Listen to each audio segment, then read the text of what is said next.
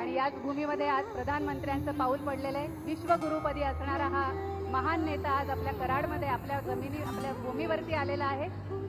या शूरांच्या भूमीमध्ये, शहीदांच्या भूमीमध्ये, वीरांच्या भूमीमध्ये छत्रपती शिवरायांच्या प्रतिमेला, त्यांच्या पुतळ्याला अभिवादन करून आपल्या या आजच्या कार्यक्रमाची सुरुवात आपण करतो आहोत। श्रीमंत छत्रपती उदयनराजे भोसले यांच्या प्रचारात आयोजित आजची ही सभा, या सभेसाठी आलेले सन्माननीय प्रधानमंत्री आणि त्यांच्यासोबत असलेली सर्व वरिष्ठ मंडळी, केंद्रीय मंत्री, सर्व सन्माननीय आमदार साहेब, सर्व प्रतिनिधी आणि सभेसाठी लाखोंच्या संख्येने जमलेले तुम्ही सर्व निमंत्रित, तुमच्या सगळ्यांचं हार्दिक हार्दिक स्वागत। मी आपल्या सर्वांना विनंती करते, आपण आपल्या सगळ्यांच्या वतीने आदरणीय पंतप्रधान साहेबांचं विशेष स्वागत करणार आहोत। माननीय श्रीमंत छत्रपती उदयनराजे भोसले, माननीय आमदार श्रीमंत छत्रपती शिवेंद्रसिंहराजे भोसले आणि सर्व मान्यवरांना मी विनंती करते, प्रभू रामचंद्रांची चांदीची मूर्ती देऊन आपण सन्माननीय मोदी साहेबांचं आपल्या व्यासपीठावरती स्वागत करतो आहोत। माननीय श्रीमंत छत्रपती उदयनराजे भोसले त्यांच्या माध्यमातून ही चांदीची मूर्ती आपल्यापर्यंत आली आहे। ते माननीय आमदार श्रीमंत छत्रपती शिवेंद्रसिंहराजे भोसले, माननीय पालकमंत्री शंभूराज देसाई, माननीय आमदार महेशदादा शिंदे, आपणा सर्वांना विनंती आहे, आपण ही चांदीची मूर्ती आणि शाल प्रदान करून प्रभू रामचंद्रांची प्राणप्रतिष्ठा ज्या शुभ हस्ते भारतवर्षामध्ये झाली त्या चांदीची मूर्ती आपण त्यांना देतो आहोत। त्याचबरोबर एक विशेष सत्कार मी धैर्यशील दादा कदम आपल्याला आणि सर्व पदाधिकाऱ्यांना करते। आपली भूमी ही वीरांची भूमी आहे आणि 5 किल्ल्यांवरची माती आपण विशेषत्वाने एकत्र केली आहे। ही वीर माती, ही शहीदांची माती, शिवरायांच्या पदस्पर्श झालेली माती, त्याचा कलश आपण इथे प्रदान करतो आहोत।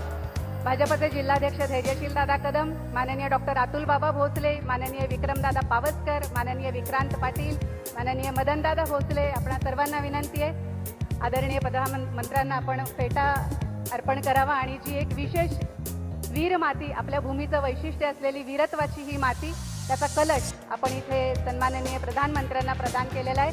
जोरदार टाळ्या पुन्हा एकदा माननीय पंतप्रधानांच्या स्वागतासाठी। पुढच्या काही मिनिटात ते आपल्याला संबोधणार आहेत, आपल्याशी संवाद साधणार आहेत, पण तत्पूर्वी माननीय श्रीमंत छत्रपती उदयनराजे भोसले मी आपल्याला विनंती करते, आजचा कार्यक्रम हा तुमच्यासाठी आयोजित केलेला आहे। जोरदार टाळ्यांनी स्वागत करूया माननीय श्रीमंत छत्रपति उदयनराजे भोसले यांचं। मंजिलें उन्हों को मिलती है जिनके सपनों में जान होती है, पंखों से कुछ नहीं होता, उड़ान तो हौसलों से होती है, जिनके हो बुलंद हौसले। और उदयनराजे भोसले जनसभा को संबोधित करेंगे।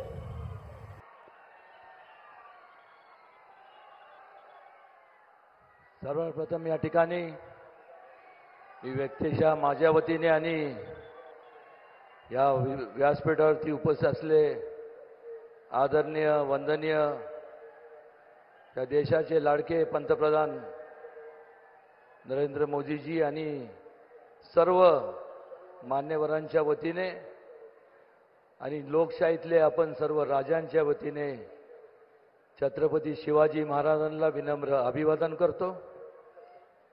आणि आज या ठिकाणी या विराट सभेला संबोधित करण्याकरता, एक चांगली दिशा देण्याकरता आवर्जून या ठिकाणी आपल्या सगळ्यांचे या देशाचा भविष्यकाळ म्हणजेच आदरणीय मोदीजी या ठिकाणी आले। त्यांचं मनापासून ह्या सातारा जिल्ह्यात, या क्रांतिकारी जिल्ह्यात त्यांचं मनापासून आपल्या सर्वांच्या वतीने मी मनपूर्वक स्वागत करतो। आज या व्यासपीठावरती उपस्थित असलेले केंद्रीय मंत्री रामदासजी आठवले, प्रदेशाध्यक्ष बावनकुळेजी आणि सर्व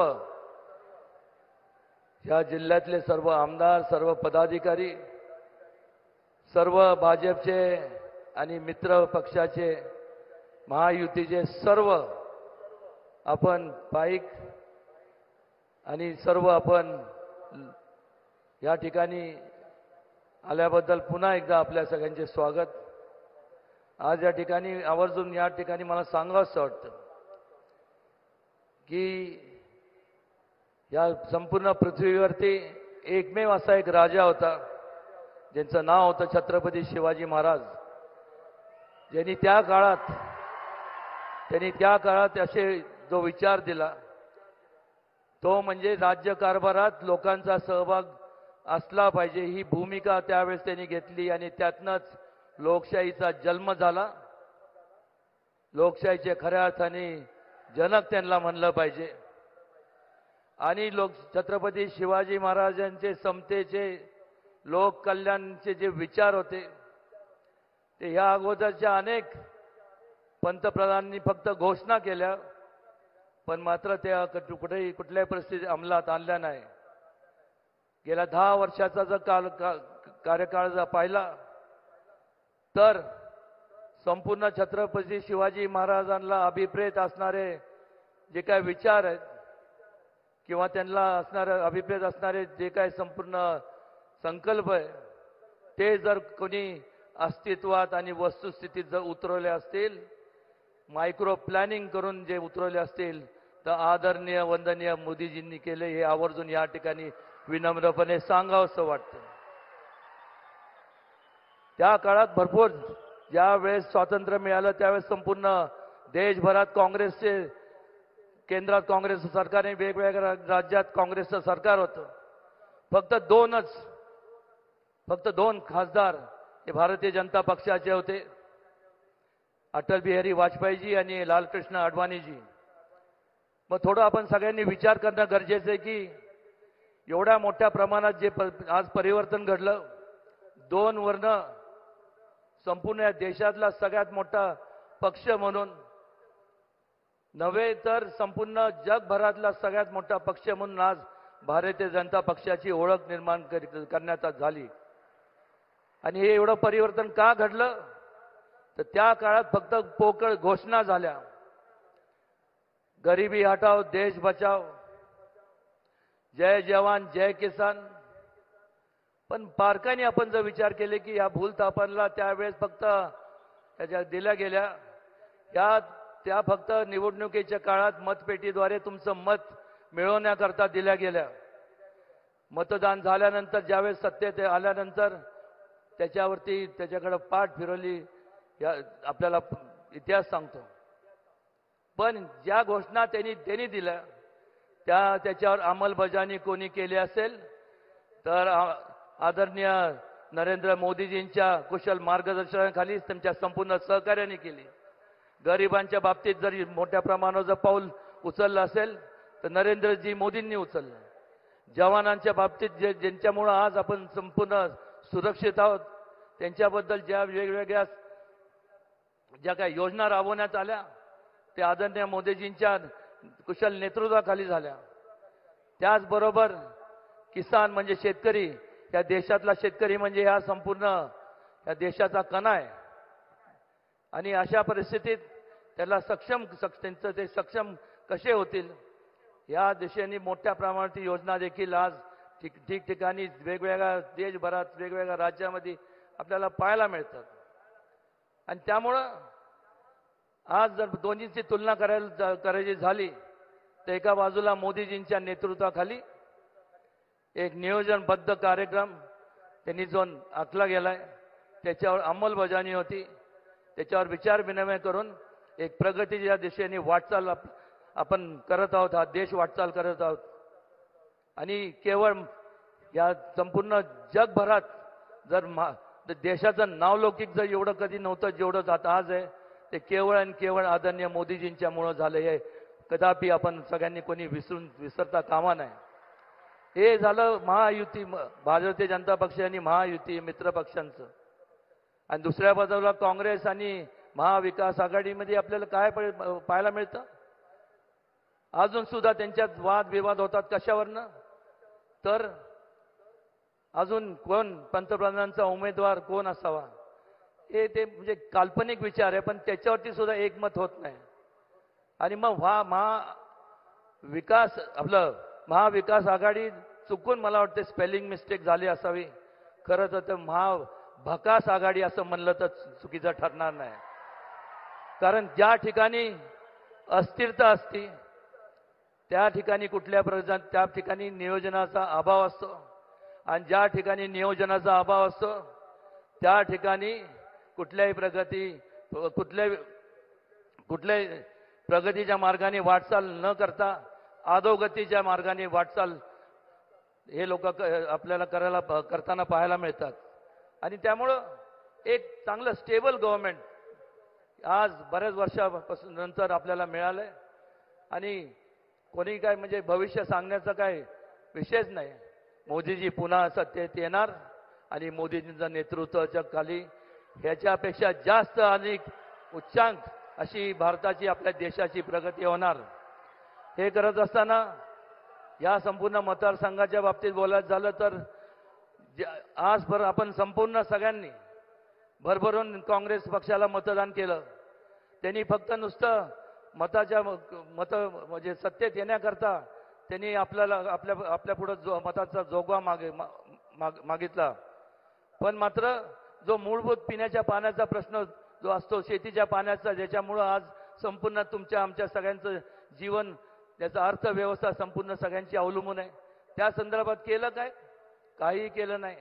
किंबहुना त्या काळात नुसतं असं म्हणायचं म्हणजे एवढा अहंकार माजला होता, कारण की पर्याय नव्हता. त्यांना कळालं की एक तर ह्यांचं काम जरी केलं नाही तर कुठं जाणार, ते आपल्या मागं येणार, नाही तर गप घरी बसणार. ही एवढा मोठा अहंकार ज्या लोकांनी तुम्हाला मतदान केलं. पण मात्र ह्या संपूर्ण लोकांचं जर मार्ग पिण्याच्या प्रश्नाचा जर काढला असेल आणि शेतीच्या प्रश्नाचा, तर भारतीय जनता पक्षाने त्यावेळेस कृष्णा खोऱ्यासारखा महत्वाकांक्षी प्रकल्प हाती घेतला. मला अजून आठवतं 1996 साली ज्यावेळेस आदरणीय कैलासवासी मुंडे साहेब त्यावेळेस उपमुख्यमंत्री या राज्याचे होते, मी त्यावेळेस त्यांना जाऊन त्यांची भेट घेतली आणि सांगितलं की असं ही वस्तुस्थिती आहे. तर त्यांनी मला असं एक क्षणभर विचार न करता त्यांनी सांगितलं, तुम्ही म्हणताय ते रास्त आहे की त्या लोकांना तिथं पाणी मिळालं पाहिजे, या संपूर्ण भागाला, दुष्काळी भागाला पाणी मिळालं पाहिजे. हेच जर काँग्रेसचं सरकार त्यांनी विचार का केलं नाही? हे जर ते गेलं असतं तर किंवा मुंडे साहेब म्हणू शकले असते की आपलं त्या संपूर्ण भागात एकही आमदार नाही, खासदार नाही, मग कशाला निधी द्यायचा? हे भारतीय जनता पक्षाचे विचार नाही. भारतीय पक्षाचे जे विचार आहेत ते विकासाचे विचार, लोक कल्याणाचे विचार. आणि त्यामुळं आज या पक्षाची एवढी वाहवा संपूर्ण जगभरात होतीये. ठिकठिकाणी आपण पाहिलं तर या संपूर्ण मतदारसंघात या 5 वर्षाच्या कालावधीमध्ये जसं मोदीजींच्या मार्गदर्शनाखाली नमो गंगेचं संपूर्ण शुद्धीकरणाचं काम चालू आहे, त्याच प्रकारे आपल्या संपूर्ण मतदारसंघात कृष्णा नदीसारखी मोठी आपली जी नदी आहे त्या ठिकाणी जय जय कृष्णेच्या माध्यमातून संपूर्ण शुद्धीकरणाचं काम आपण हाती घेणार आहोत. पर्यावरणचं पर्यटन म्हणजे टुरिझम इंडस्ट्रीला देखील आपण वाव संपूर्ण केंद्र शासनाच्या मदतीने आणि राज्य शासनाच्या मदतीने आपण करणार आहोत. Industries, IT park, skill development याची नित्यान गरज आहे. कारण या अगोदर कुठल्या प्रकारची डेव्हलपमेंट न झाल्यामुळं ह्या संपूर्ण भागातले जे तरुण यांना दुसऱ्या जिल्ह्यात किंवा मोठ्या शहरांकडे धाव घ्यायला लागत होती. त्यांनी तिथं जाऊन अंगावरच्या कपड्यावर जाऊन आज तिथं त्यांनी जे संस्था निर्माण केल्या त्याची उलाढाल जवळ कित्येक तरी कोटीची आहे. आणि मग जर तिथं जाऊन जर करू शकत असतील, त्यांची कर्तबगार असतील, तर स्वतःच्या जन्मभूमीमध्ये तीच त्यांची कर्मभूमी असावी असा या हिशोबाने आपण संपूर्ण मोदीजींच्या मार्गदर्शनाखाली आपण हे सर्व करणार आहोत. त्याचबरोबर जसं बुद्ध सर्किट आहे तसं मागं सुद्धा आम्ही मोदीजींना विनंती केली होती की एक स्वराज्य सर्किट या ठिकाणी व्हावं, जेणेकरून ज्या संपूर्ण 3 त्यावेळेसच्या छत्रपती शिवाजी महाराजांच्या किंवा मराठाच्या ज्या राजधानी होत्या, राजगड, रायगड आणि सातारा, एक सर्किट त्यांच्यामुळं जास्तीत जास्त त्यांचे जे विचार आहेत, छत्रपती शिवाजी महाराजांचे जे विचार आहेत, ज्याच्यातनं असंख्य लोक प्रेरणा घेतात. भावी पिढीला, तरुण पिढीला चांगलं त्याच्यामुळं मार्गदर्शन होईल असंही या ठिकाणी आम्ही निर्माण करणार आहोत. ॲग्रो इंडस्ट्रीजवरती भर देणार आहोत. पण मात्र एक या ठिकाणी मला आवर्जून सांगावंसं वाटतं की ज्या वेळेस लोक म्हणजे अनेकदा संविधानाच्या बाबतीत बोललं जातं, ज्या वेळेस कुठलंही नियोजन नसतं, कुठलंही विकास कामाच्या बद्दल बोलता येत नाही, तर मग काय चालू होतं की फक्त ब्लेम गेम, म्हणजे दुसऱ्यावरती फक्त बोट दाखवायचं की हे संविधान बदलणार आहेत. कशाला बदलणार आहे संविधान? काय गरज आहे संविधान बदलण्याची? डॉक्टर बाबासाहेब आंबेडकरांच्या नेतृत्वाखाली त्यावेळेसची जी काय संविधान बनवण्याची जे संपूर्ण त्यांचे सहकारी तज्ज्ञ लोक होते, अत्यंत उत्कृष्ट असं संविधान या ठिकाणी त्यांनी तयार केले. 12 संपूर्ण वेगवेगळ्या जाती जे बद्दलचा विचार करून ज्या पद्धतीने छत्रपती शिवाजी महाराजांनी समतेचा जो विचार दिला, त्या समतेच्या भावनेतनं तयार करण्यात आलेलं हे संविधान आहे. आणि ह्या संपूर्ण जगाच्या पाठीवर कुठल्या पण देशाचं तुम्ही संविधान घ्या आणि आपल्या देशाचं घ्या, ते जवळपास पण आपल्या संविधानच्या तुकड्यांचे एवढं बारकावे पण त्या ठिकाणी पाहायला मिळत नाही.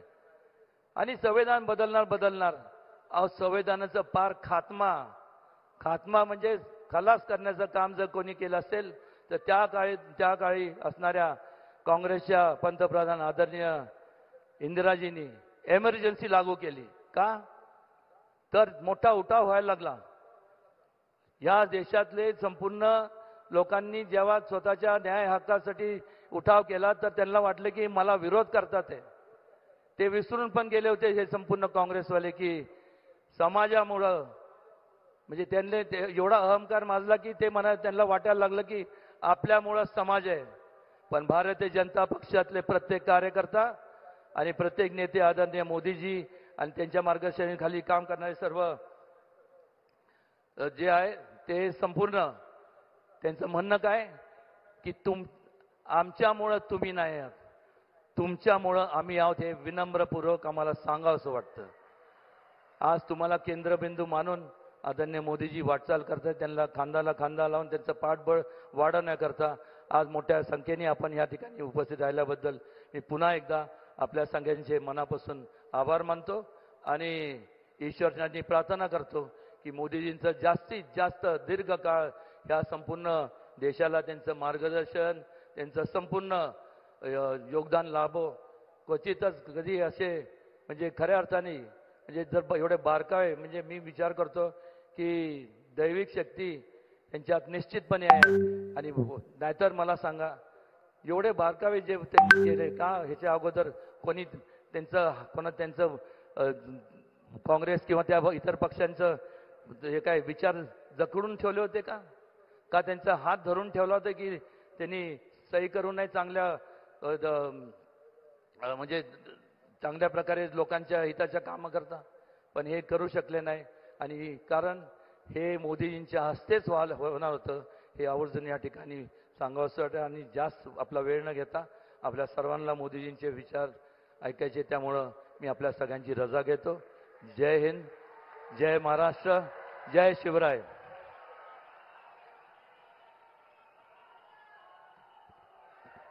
धन्यवाद सर. भारतवर्ष को विश्वगुरु पद पर विराजमान करने का सपना जिन्होंने अपने आंखों के साथ, खुद की आंखों के साथ 140 करोड़ भारतवासियों की आंखों में सजाया, सबको साथ लेकर सबके विकास की तरफ जो अग्रसर है वो भारत के सबसे लोकप्रिय प्रधानमंत्री और विश्व के प्रभावशाली नेता आदरणीय प्रधानमंत्री नरेंद्र जी मोदी साहब.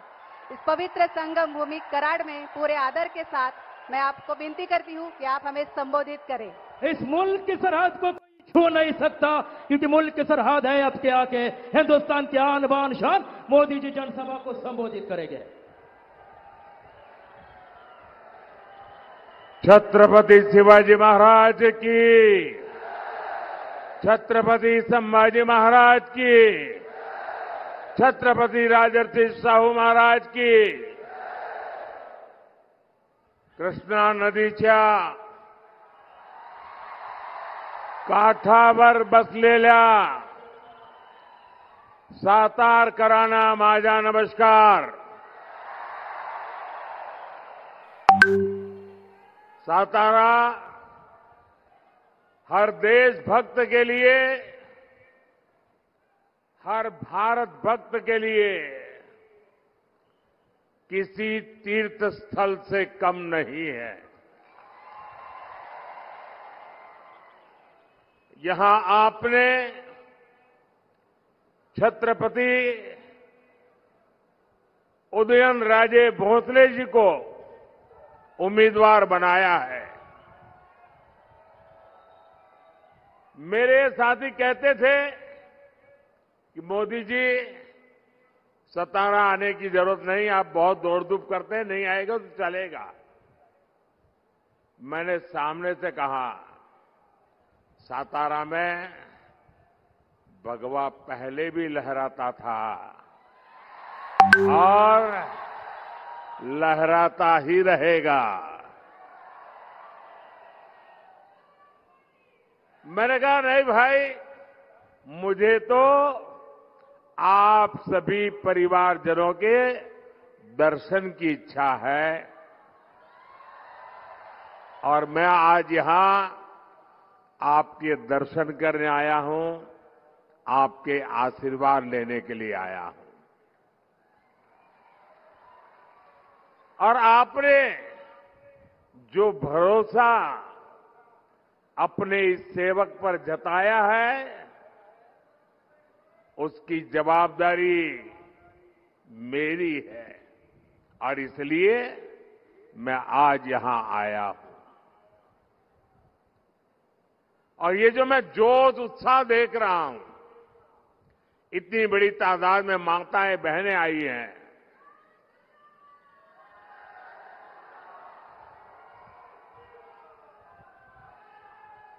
यहां से संदेश साफ साफ है और इस जोश उत्साह उमंग,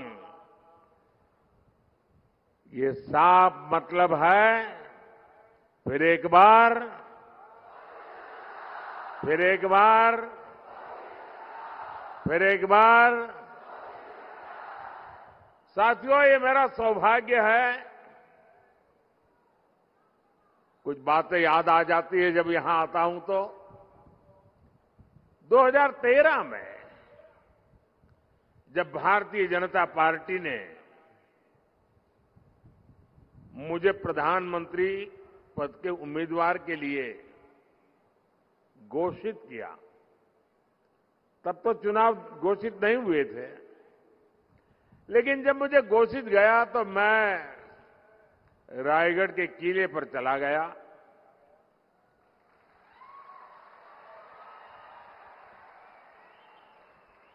और कोई भी काम शुरू करने से पहले मैं छत्रपति शिवाजी महाराज की समाधि के सामने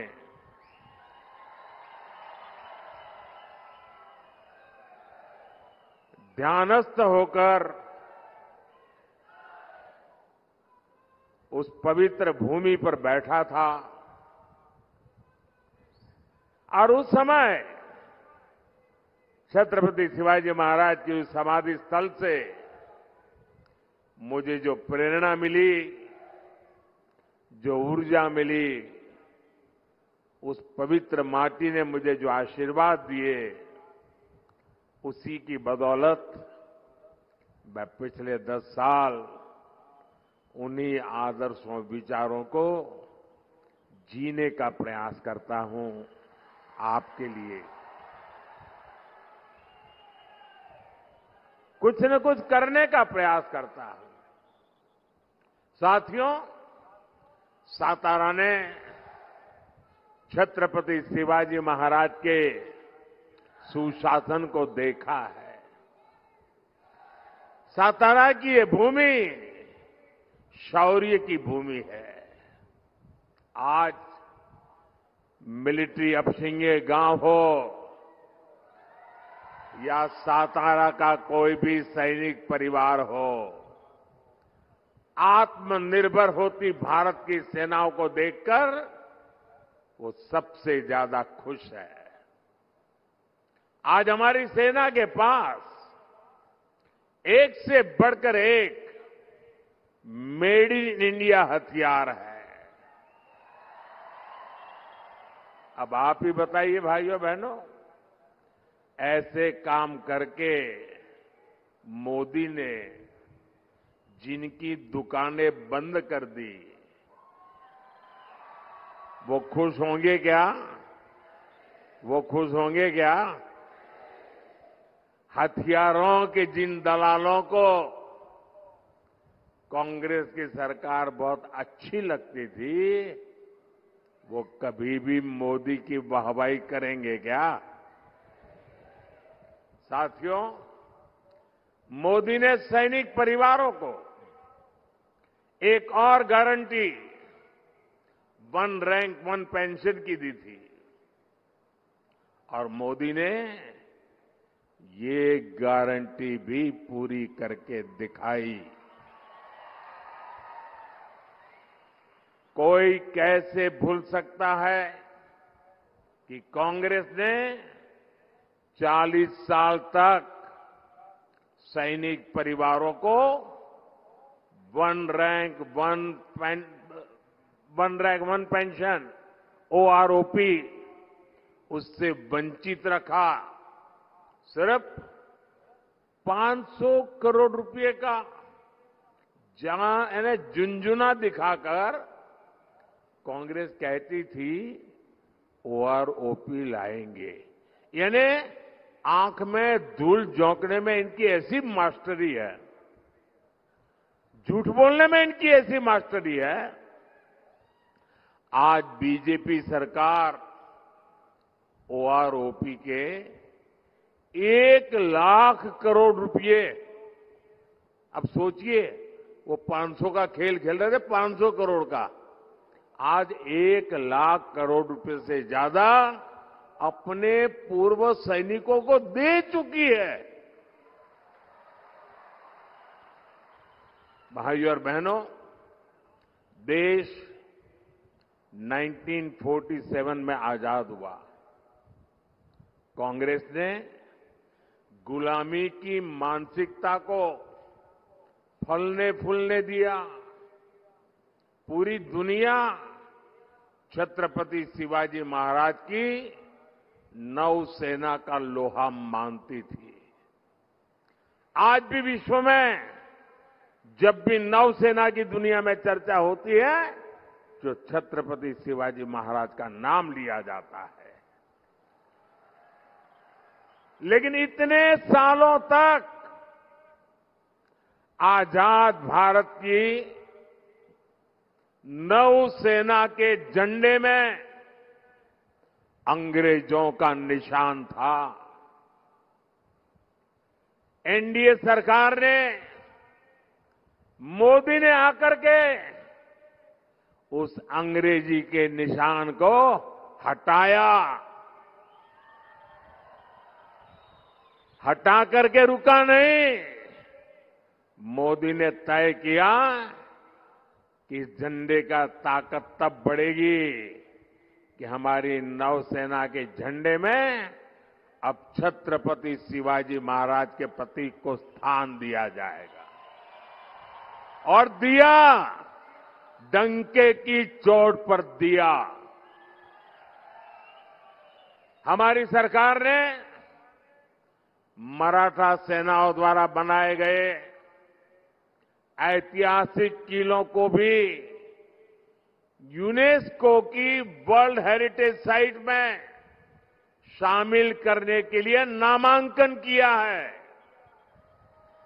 महाराष्ट्र का लोहगढ़ हो, सिंधुदुर्ग हो या फिर मराठा सेनाओं द्वारा बनाया गया तमिलनाडु का जिंजी फोर्ट हो, इन सभी को वर्ल्ड हेरिटेज साइट की लिस्ट में लाने का हम प्रयास कर रहे हैं। मराठा विरासत की शान दुनिया में बढ़ेगी तो हम सबको गर्व होना चाहिए कि नहीं होना चाहिए? गर्व होना चाहिए कि नहीं होना चाहिए? दुनिया में डंका बजे तो गर्व होना कैसे नहीं होना चाहिए? लेकिन कांग्रेस को तकलीफ होती है कि मोदी ये सब काम क्यों कर रहा है। साथियों, सातारा ने बाबा साहब आंबेडकर, महात्मा फूले और सावित्रीबाई फूले के सामाजिक न्याय को गढ़ने में बड़ा योगदान दिया है। एनडीए सरकार ने 10 वर्षों में इसी प्रेरणा को सुशासन का आधार बनाया है। आप देखिए, कांग्रेस ने 70 साल में से 60 साल देश पर शासन किया, लेकिन बाबा साहब आम्बेडकर का संविधान जम्मू कश्मीर पर लागू नहीं होता था। 370 की दीवार बनाई हुई थी। आपके आशीर्वाद से आपके सेवक मोदी ने आर्टिकल 370 को ध्वस्त कर दिया, कब्रिस्तान में गाड़ दिया। मोदी ने आर्टिकल 370 हटाया। आप मुझे बताइए, आपको गर्व होता है कि नहीं होता है? आपको गर्व होता है कि नहीं होता है?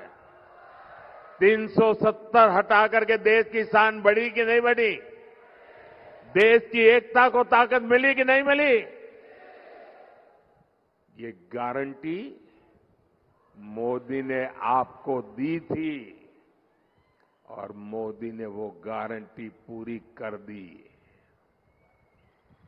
अब जम्मू कश्मीर में मैं जरा जो लोग आरक्षण के नाम पर झूठ बोल बोल करके हमारे देश के लोगों को गुमराह करने में लगे हैं, मैं जरा चुभने वाला एक सवाल उनको पूछना चाहता हूं।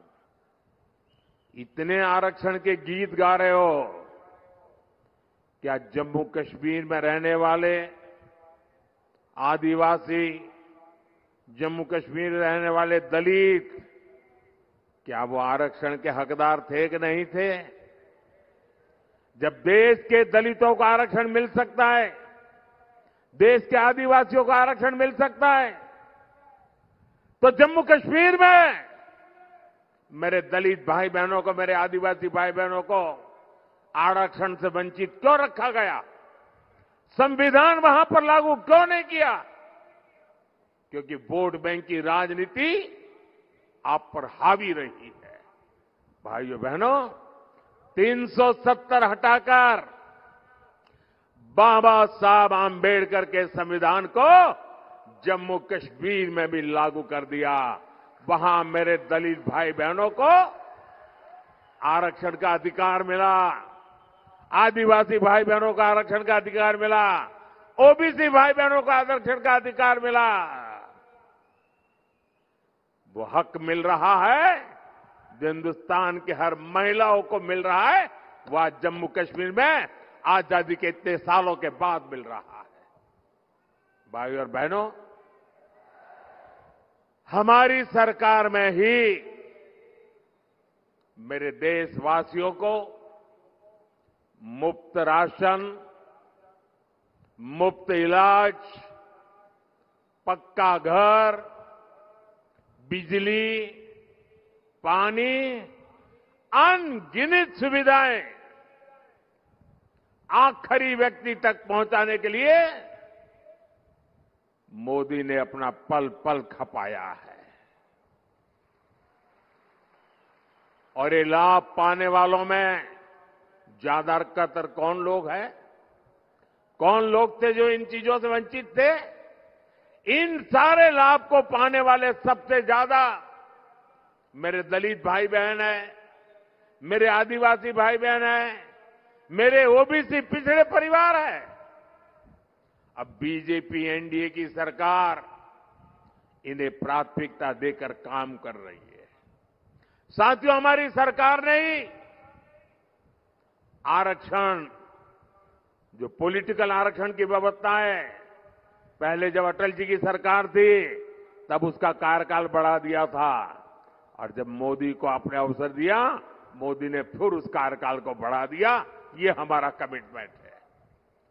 हमने ओबीसी कमीशन को संवैधानिक दर्जा दिया, लेकिन कांग्रेस के इरादे क्या है, ये हमने कर्नाटका में देखा है। क्या कर रहे हैं? छत्रपति शिवाजी महाराज की धरती से मैं आपको जगाने आया हूं भाइयों।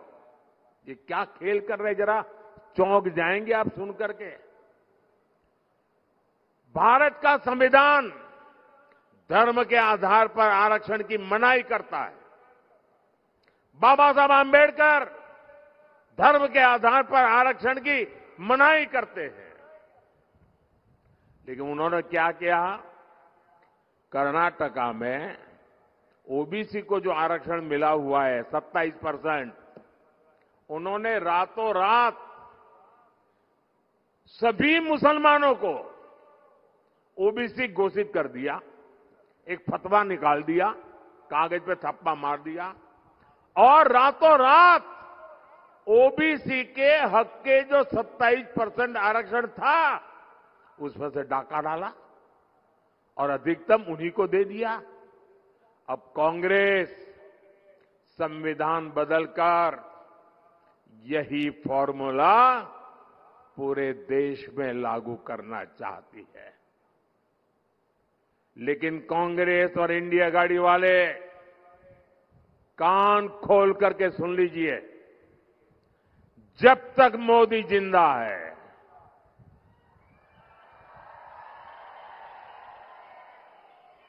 जब तक जनता जनार्दन का मुझ पर आशीर्वाद है, धर्म के नाम पर आरक्षण लाने की आपकी कोशिश, संविधान को बदलने की आपकी कोशिश मेरे जिंदा रहते आप नहीं कर पाओगे, लिख के रखना।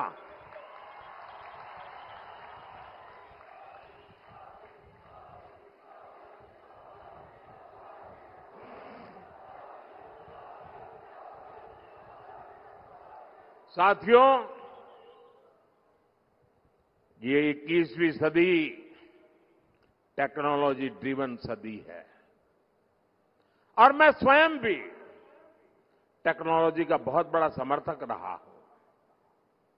मैंने सोशल मीडिया का उपयोग हमेशा जनता जनार्दन से जुड़ने के लिए किया है, आपकी इच्छाओं आकांक्षाओं को जानने के लिए किया है। आप तक सरकार का कोई कार्यक्रम पहुंच रहा है या नहीं, उस पर सुधार की गुंजाइश क्या है, ऐसी फीडबैक के लिए मैंने सोशल मीडिया का उपयोग किया है। लेकिन ताजा घटनाएं परेशान करने वाली है। लोकतंत्र प्रेमी हर व्यक्ति को शर्मसार करने वाली है। जो लोग भाजपा से, एनडीए से मुद्दों के आधार पर, सच्चाई के आधार पर, अपने कार्य के आधार पर आमने सामने राजनीतिक लड़ाई नहीं लड़ पा रहे हैं, वो अब सोशल मीडिया पर फेक वीडियो फैला रहे हैं। हमारी पार्टी के अलग अलग नेताओं की आवाज में आर्टिफिशियल इंटेलिजेंस का उपयोग करके कभी मेरी आवाज, कभी हमारे अमित भाई की आवाज, कभी हमारे नड्डा जी की आवाज, कभी हमारे मुख्यमंत्रियों की आवाज, और जो कभी हमने सोचा भी ना हो ऐसे वाक्य हमारे मुंह में रख करके आग लगाने की कोशिश कर रहे हैं। ऐसी खबरों से, ऐसे वीडियो से समाज के अंदर तनाव पैदा करने का षड्यंत्र चल रहा है। देश में अगर शांतिपूर्ण चुनाव चलते रहे तो इनके इरादे कभी भी सफल नहीं हो सकते और इसलिए आने वाले 1 महीने के अंदर अंदर देश में कोई बड़ी हरकतें करने का इनका इरादा है। और मैं एक बड़ी गंभीरता से उन पर आरोप लगा रहा हूं। सामाजिक तनाव पैदा करके अनहोनी घटनाएं घटे, इसके खेल खेले जा रहे हैं। और इसलिए मैं छत्रपति शिवाजी महाराज की सातारा की पवित्र धरती से देशवासियों को कहना चाहता हूं, मीडिया के मेरे साथियों को कहना चाहता हूं कि लोकतंत्र की भलाई के लिए, देश में सुख शांति के लिए, देश की एकता के लिए कृपा करके जो भी फेक वीडियो निकलते हैं उनको हम एक्सपोज करें। ऐसे कोई भी वीडियो, कोई भी तस्वीर आपके व्हाट्सएप पर आए तो किसी सोशल मीडिया पर दिखे तो मेरा रिक्वेस्ट है पुलिस को जानकारी दे। उसको फॉरवर्ड करने से पहले सोचिए कहीं वो आपका भी नुकसान कर देगी, क्योंकि कानून बहुत कड़क है और मैं नहीं चाहता हूं कि निर्दोष नागरिक इसके शिकार हो जाए। और इसलिए ये फेक वीडियो, इन सब से हमारे समाज को बचाना हमारा दायित्व है। और ऐसे लोगों के विरुद्ध मैं इलेक्शन कमीशन से भी विशेष रूप से रिक्वेस्ट करता हूं कि आप उनके ओर के कठोर कार्रवाई करने के लिए कदम बढ़ाएं। सरकार पूरी तरह सच्चाई के साथ रहेगी, ये मैं देशवासियों को विश्वास दिलाता हूं। साथियों, हमारे यहां कांग्रेस ने स्वास्थ्य सेवाओं का ये हाल बना रखा था कि जिसको बीमारी हो जाती थी वो बदहाली तक पहुंच जाता था। बीमारी को बदकिस्मती मानने के अलावा कोई विकल्प बचा ही नहीं था। घर में किसी को गंभीर बीमारी हो जाती थी तो इलाज में खेत खलिहान तक बिक जाते थे, महिलाओं के गहने बिक जाते थे, कई कई 100 किलोमीटर दूर जाना पड़ता था, तब जाकर के कोई एक अस्पताल मिलता था। ये हालत बना रखी थी 60-70 साल के कांग्रेस के शासन ने। लेकिन मोदी ने स्वास्थ्य सेवाओं से जुड़ी परेशानियों को भाग्य के नाम पर नहीं छोड़ा। मोदी ने हर देशवासी को बेहतर स्वास्थ्य सेवाएं देने का संकल्प लिया। हमने देश में 20 से ज्यादा नए एम्स बनाए। बेहतर स्वास्थ्य सेवाओं का विस्तार करने के लिए हमने बड़ी संख्या में मेडिकल कॉलेज खोले। 2014 में देश में करीब 50,000 एमबीबीएस की सीटें थी, 50,000 डॉक्टर निकलते थे। आज हर साल 1 लाख से ज्यादा एमबीबीएस डॉक्टर्स पढ़ करके निकल रहे हैं। ये डॉक्टर छोटे शहरों, ग्रामीण इलाकों में भी इलाज का बड़ा माध्यम बन रहे हैं। आयुष्मान आरोग्य मंदिरों के जरिए आज गांव में स्वास्थ्य सेवाओं का विस्तार हो रहा है। यहां सातारा में लगभग 400 से ज्यादा आयुष्मान आरोग्य मंदिर बने हैं। अस्पतालों के बेहतर नेटवर्क के अलावा गरीब और इलाज का बोझ न आए, उन पर मुसीबतें न झेलनी पड़े, ये मोदी ने इसकी गारंटी दी। यहां सातारा में 15 से ज्यादा जन औषधि केंद्रों पर 80% डिस्काउंट से दवाइयां मिल रही है। जो दवाई 100 रुपए की कीमत है वो सिर्फ 20 रुपए में मिलती है। आज करोड़ों लोगों के पास 5 लाख रुपए मुफ्त इलाज का आयुष्मान कार्ड है। और मैंने एक और गारंटी दी है, आप घर घर तक पहुंचाना। किसी भी परिवार में, किसी भी जाति, वर्ग, विशेष, कोई भी परिवार, आपके घर में 70 साल की ऊपर के कोई जो भी व्यक्ति होंगे, अब उनकी बीमारी का खर्चा जो आपको करना पड़ता है, अब वो खर्चा आपको नहीं करना पड़ेगा, ये आपका बेटा मोदी करेगा। यानी कोई गरीब हो, मध्यम वर्ग से हो या उच्च वर्ग से हो, अगर 70 वर्ष से ऊपर का है तो आयुष्मान योजना के दायरे में आएगा और उसको लाभ मिलेगा। भाई और बहनों, सत्ता को अपने खानदानी जागीर समझने वाले आपकी इस तकलीफ को कभी नहीं समझ सकते। ये चिंता वही कर सकता है जो आपके बीच रहा हो, जिसने आपकी तकलीफों को देखा हो, जिसने आपकी तकलीफों को जिया हो। साथियों, कांग्रेस सरकार का रवैया गरीबों को लेकर क्या होता था, इसका अंदाजा आप उनकी नीतियों से लगा सकते हैं। आज हमारी सरकार 80 करोड़ जरूरतमंदों को हर महीने मुफ्त अनाज देती है और जब से कोरोना आया तब से चालू किया और आने वाले 5 साल की भी गारंटी दी है। एक भी नया पैसा लिए बिना मुफ्त अनाज देते हैं।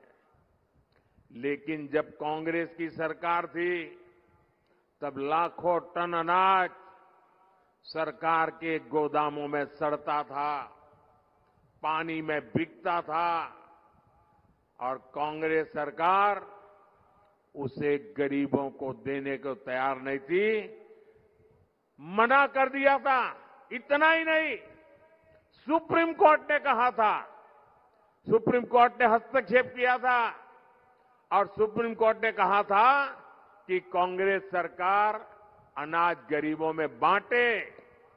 लेकिन तब कांग्रेस सरकार के प्रधानमंत्री डॉक्टर मनमोहन सिंह जी ने क्या कहा, आपको सुनकर के चौंक जाएंगे।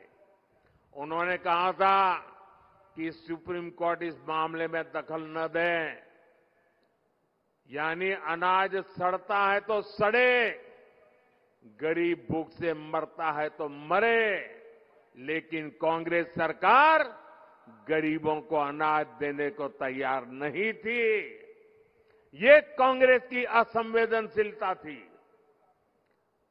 और इसलिए ही आज जब मैं 80 करोड़ जरूरतमंदों को मुफ्त राशन दे रहा हूं तो कांग्रेस को सबसे ज्यादा दिक्कत होती है। भाइयों और बहनों, तुष्टीकरण के आगे घुटने टेक चुकी कांग्रेस ने एक और बड़ी घोषणा, खतरनाक घोषणा की है। ये कांग्रेस कह रही है आपके खेत, आपके घर, आपके परिवार में माताओं बहनों के गहने, उनके मंगलसूत्र, कांग्रेस कहती है अब एक्सरे करेंगे, एक्सरे। आपके लॉकर में क्या पड़ा है, एक्सरे करके देखेंगे। आपके घर में क्या पड़ा है, एक्सरे करके देखेंगे। यानी घर घर छापामारी करेंगे और आपकी संपत्ति जब्त करेगी। एक लिमिट से ऊपर आपके पास जो भी है उसको लूटने का कांग्रेस सरकार इरादा रखती है। और उनकी जो खासम खास वोट बैंक है ना, उनको मजबूत करने के लिए उनको बाढ़ देंगे। मैं जरा सातारा के भाई बहनों को पूछना चाहता हूं, क्या आप ऐसा होने देंगे? आप ऐसा होने देंगे? क्या आपको इस प्रकार की नीतियां मंजूर है? ऐसा सोचने वाले लोग देश की राज में होने चाहिए। मोदी का प्रयास है कि देश में हर बहन के नाम पर कोई न कोई प्रॉपर्टी हो, इसलिए घर बहनों के नाम पर दिए जा रहे हैं। जन जन खातों से करोड़ों बहनों को पहली बार बैंक खाते खुले। अब बीजेपी सरकार उसमें सीधा पैसा डालती है। मोदी अपनी बहनों को ड्रोन पायलट बनाने में जुटा है। मोदी ने 3 करोड़ बहनों को लखपति दीदी बनाने की गारंटी दी है। लेकिन कांग्रेस के शाहजादे की चली तो कांग्रेस माताओं बहनों की कमाई, उनके गहनों को भी नहीं छोड़ेगी। साथियों, मोदी का संकल्प हर बहन के घर तक और हर किसान के खेत तक पानी पहुंचाने का है। Laxman Rao Inamdar lift irrigation scheme हो, तराली प्रोजेक्ट हो, टेम्पू लिफ्ट इरिगेशन प्रोजेक्ट हो, वांग इरिगेशन प्रोजेक्ट हो, ऐसी हर सिंचाई परियोजना महायुति सरकार की प्राथमिकता को दिखाते हैं। आने वाले 5 साल में ऐसे अनेक सिंचाई प्रोजेक्ट हम पर पूरा करेंगे। साथियों, हम खेती में सहकारिता का व्यापक विस्तार कर रहे हैं। इसलिए पहली बार अलग सहकारिता मंत्रालय बनाया गया है। हमारी सरकार ने गन्ने के एफआरपी में रिकॉर्ड वृद्धि की, पहली बार शक्कर की एमएसपी तय की। हमारी सरकार इथेनॉल पर इतना जोर दे रही है, इसका सीधा लाभ गन्ना किसानों को हो रहा है। पीएम किसान सम्मान निधि के करीब 1500 करोड़ रुपए यहां सातारा जिले के मेरे किसान भाइयों के खाते में जमा हुए हैं। साथियों, बीजेपी अपनी विरासत को भी शान से आगे बढ़ाने में जुटी है। इसलिए जो हमारे किले हैं उनको भी सजाया संवारा जा रहा है। यहां कनेक्टिविटी पर बहुत काम हो रहा है। हम यहां जो हमारे आस्था के स्थान है, जो धरोहरें हैं, वहां आना जाना आसान बना रहे हैं। मेरा आपसे आग्रह है, 7 मई को हर बूथ पर कमल खिलाना चाहिए, भारी मतदान होना चाहिए। और आपको मैं गारंटी देता हूं, आपका सपना ये मेरा संकल्प है। और आपका सपना पूरा करने के लिए मेरा विजन भी है और जीवन भी उसी के लिए है। 24/7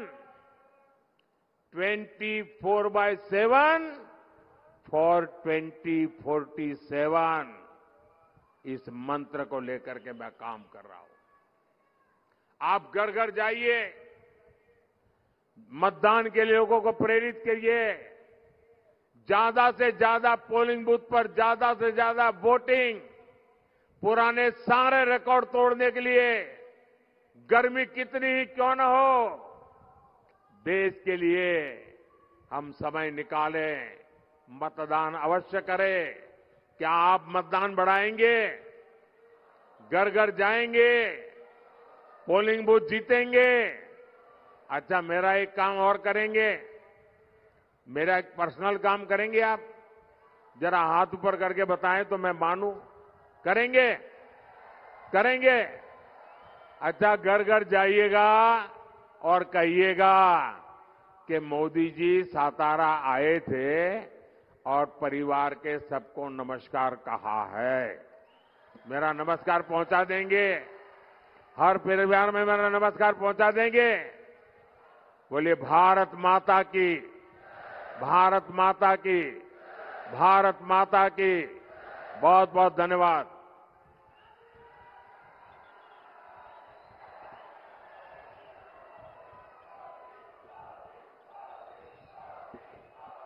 बहुत बहुत धन्यवाद आदरणीय प्रधानमंत्री नरेंद्रजी मोदी। यानंतर आपल्या सगळ्यांना ते अभिवादन करतायत आणि आपणही आपला सगळ्यांचा निश्चय, आपल्या सगळ्यांचं मत, आपल्या सगळ्यांचं म्हणणं आणि आपल्या सगळ्यांचं त्यांच्याविषयी असलेलं प्रेम आपल्या जोरदार टाळ्यांमधनं पंतप्रधान मोदीजींपर्यंत पोहोचवूया।